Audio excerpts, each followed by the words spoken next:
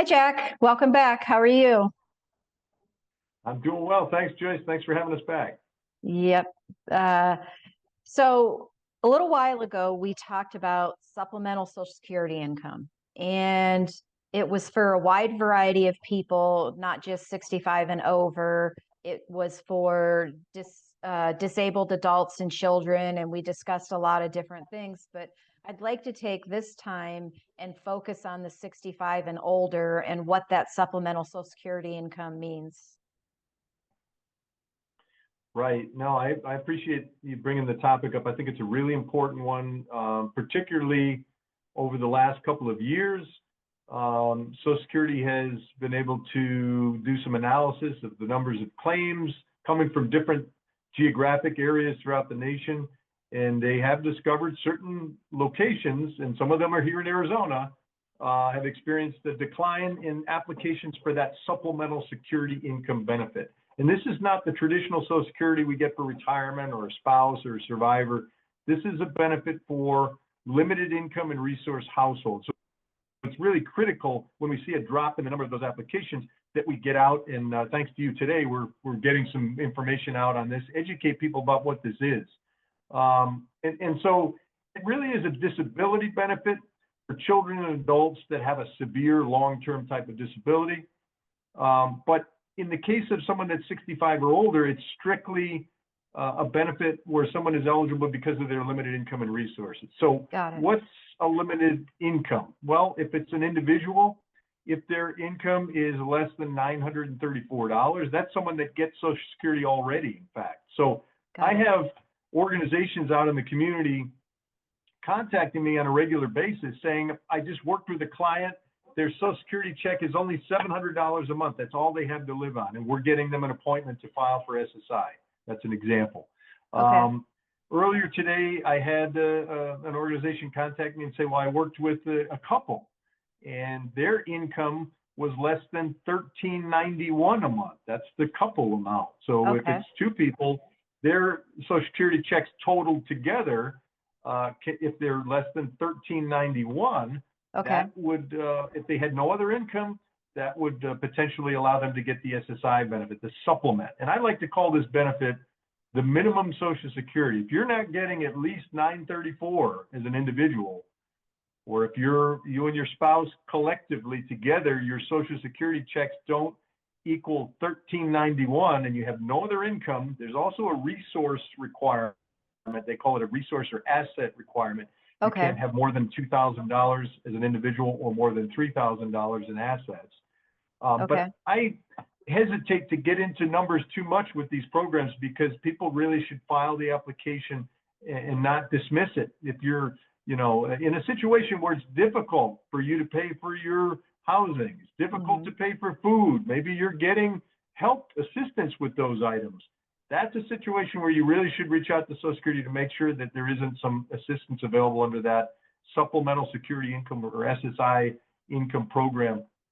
And those numbers I just gave are guidelines for organizations that are working with people so that you can have that conversation.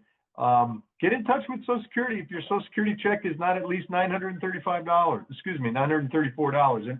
And I recall on a prior session we did that I was saying 924. So I wanted to correct that today. I think I had the number wrong in my head. So 934 if you get Social Security, if you're an individual, 1391 if you're under that and you're a couple, you're both receiving Social Security, both of your payments together are less than 1391. These are the types of incomes we're looking for to see if people could be eligible for what I like to call the minimum Social Security amount. You should be getting at least that amount. And there is a good reference on the Social Security website. I don't generally give URLs or web addresses because it's too long, but this one's pretty easy.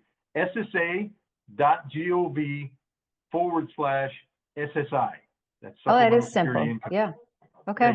You can read about the programs there, or for this particular program there. You can make an appointment right from that page with Social Security to file for SSI. And that's a new tool online that wasn't there before. You don't have to log in. You don't have to create an account or go through anything complicated. Just make the appointment right from that page after reading some of the information. If you think you might be eligible, we really, really encourage people to make that appointment. Or as we said earlier, you could reach out on the national number as well, 800-772-1213. That's where an agent can schedule Okay. an appointment for you there as well.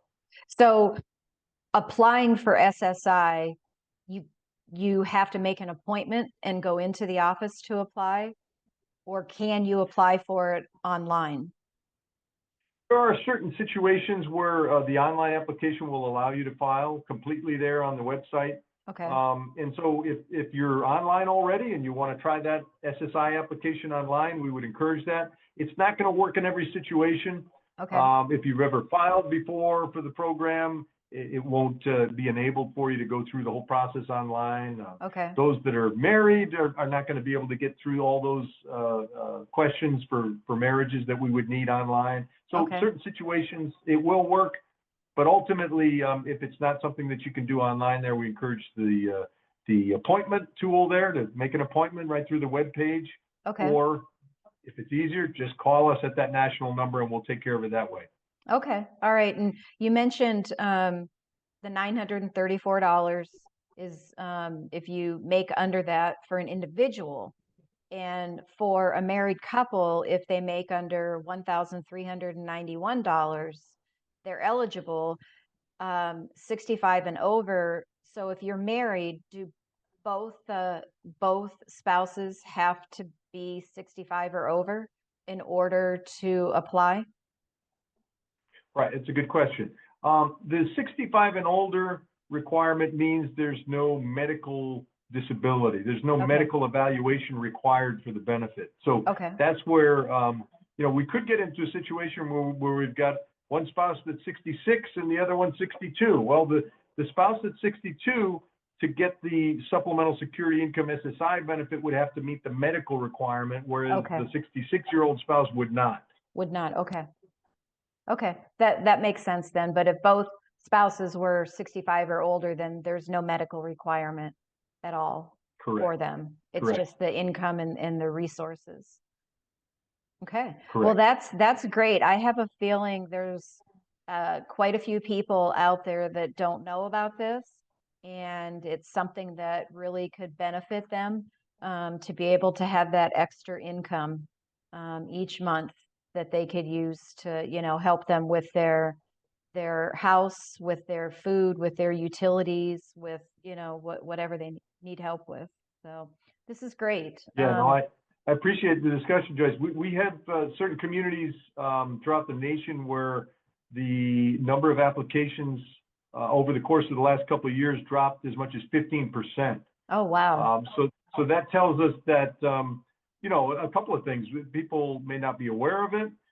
People may have disengaged a little bit from services during the pandemic, and now it's time to get back on that again and make sure that those that are eligible for the benefit in the community apply, because if they don't reach out and make the application, then we're not able to help them. Right, exactly. Right. So, okay, great information as usual. And we're looking forward to the next time we have a conversation to get some more information on Social Security.